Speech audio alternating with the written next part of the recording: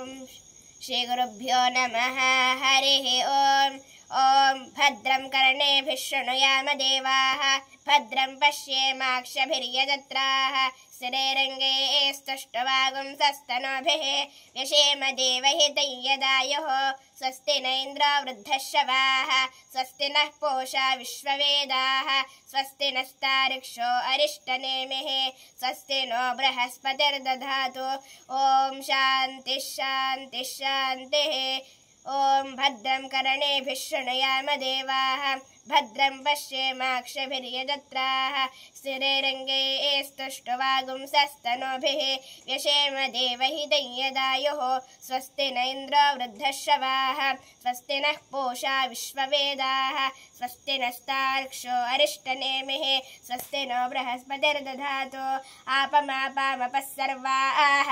अस्मादस्मादितो मुतः, अग्निर्वायुश्च सूर्यश्च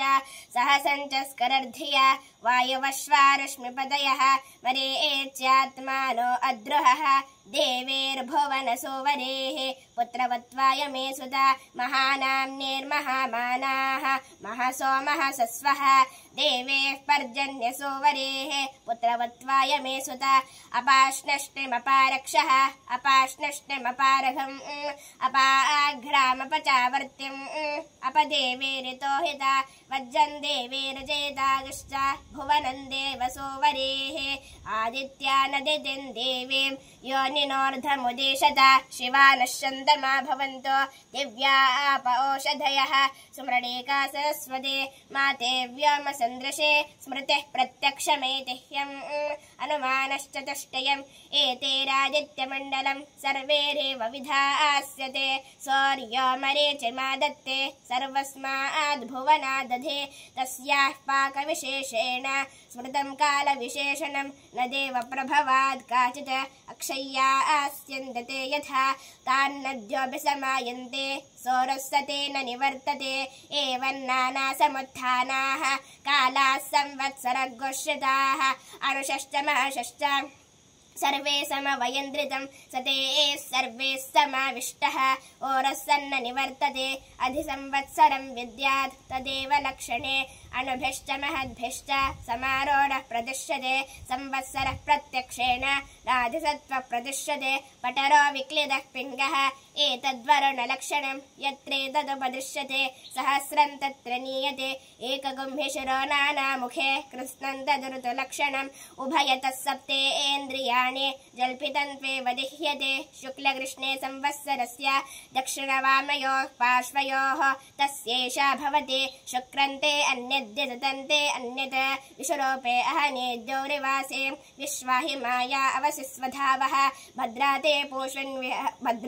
पोषन् विहरातिरस्त्वते नात्र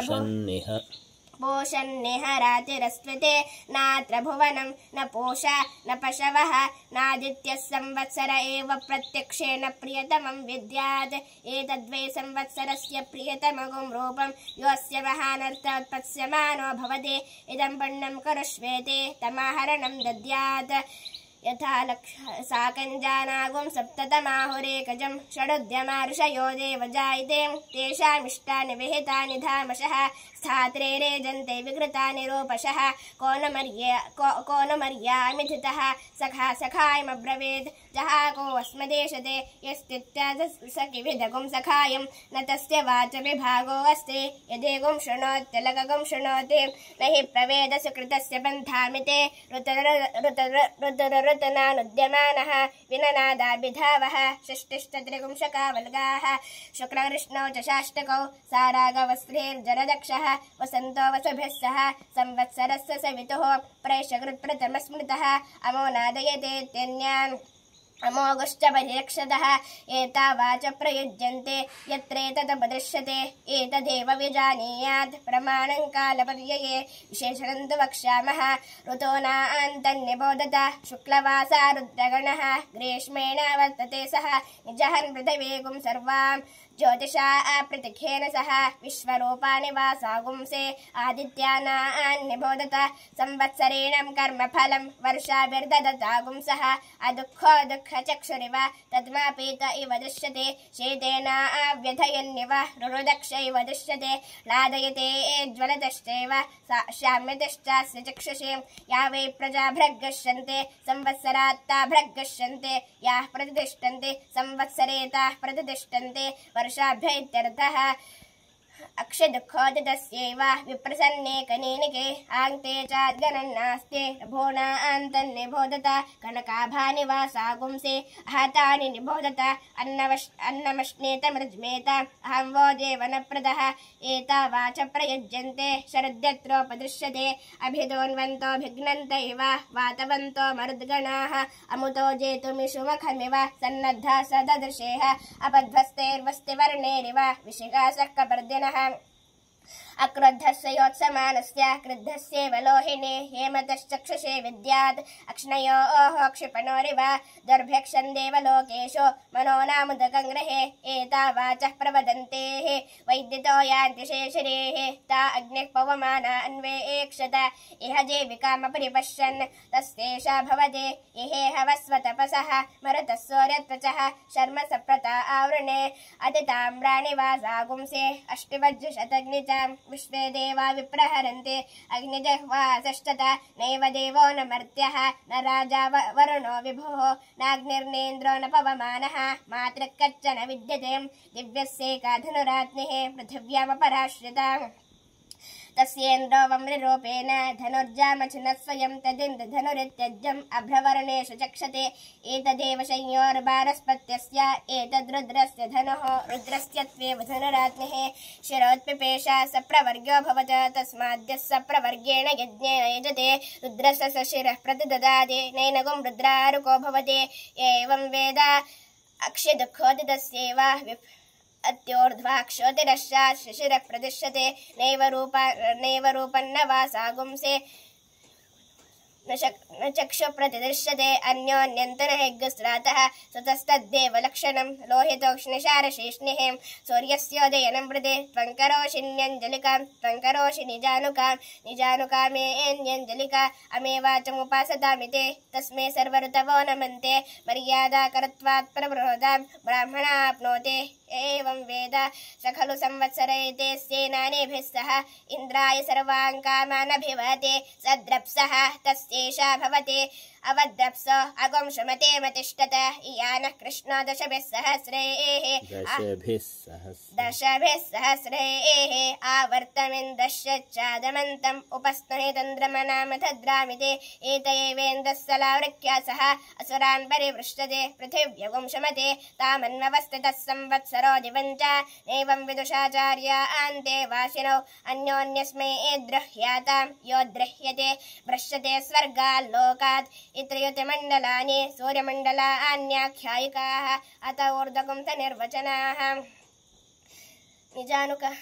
आरोगो भ्राजः पर्रः पतङ्गः स्वर्णरो ज्योतिषेमानो विभासः ते यस्मै सर्वे दिवमातपन्ते ऊर्जन्दुहानानपस्फरन्त यते कश्यपोष्टमः समहामेरुन्न जहाते तस्यैषा भवते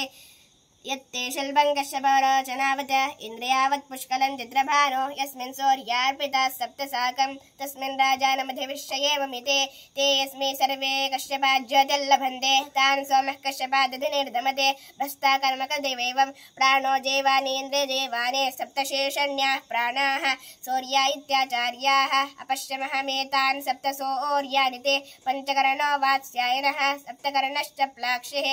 आनुश्रविक एव नो कश्यप उभौ वेदयिते नैषे कुर्मेव महामेरुं गन्तुम् अपश्यमहमेतः सूर्यमण्डलं परिवर्तमानं गार्यः प्राणत्रातः गच्छन्तमहामेरुम् एकं जातं भ्राजपटरपतङ्गानिहने तिष्ठन्नादबन्धे तस्मादिह तप्तृतपाः अमुत्रेतरे तस्मादिह तप्तृतपाः तेषामेषा भवते सप्तसूर्यादिवमनुप्रविष्टाः तानन्वेते पथिभिर्दक्षिणावान ते यस्मै सर्वे घृतमात् बन्धे ऊर्जन्दुहानानपस्फरन्त एते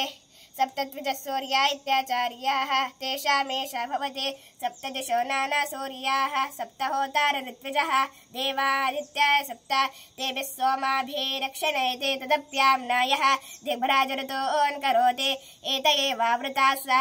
एवावृता सहस्रसूर्यताया इति वैशम्पायनः तस्येषा भवति यद्याव इन्द्रते शतकं शतं भूमेः उत स्युः नत्वा वज्रं सहस्रकं सूर्याः अननजातमष्टरोदसे इति नानालिङ्गत्वा ऋतो नाना सूर्यत्वम् अष्टौ ते व्यवसिता इति सूर्यमण्डलान्यष्टात ऊर्ध्वं तेषामेषा भवति चित्रं देवानामुदगादनेकं चक्षुर्मित्रस्य वरुणस्याग्नेः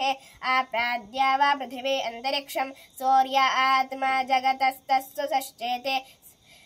क्वेदमब्रन्निविशते क्वायुगं संवत्सरो मिथः क्वाह क्वेयन्देवरात्रे क्व मासाऋतवर्षिताः अर्धमासा मुहूर्ताः निमेषा श्रुतिभिः सह क्वेमा आपो निविशन्ते यदेतो यान्ति सम्प्रति कालाप्सु निविशन्ते आपः सूर्ये समाहिताः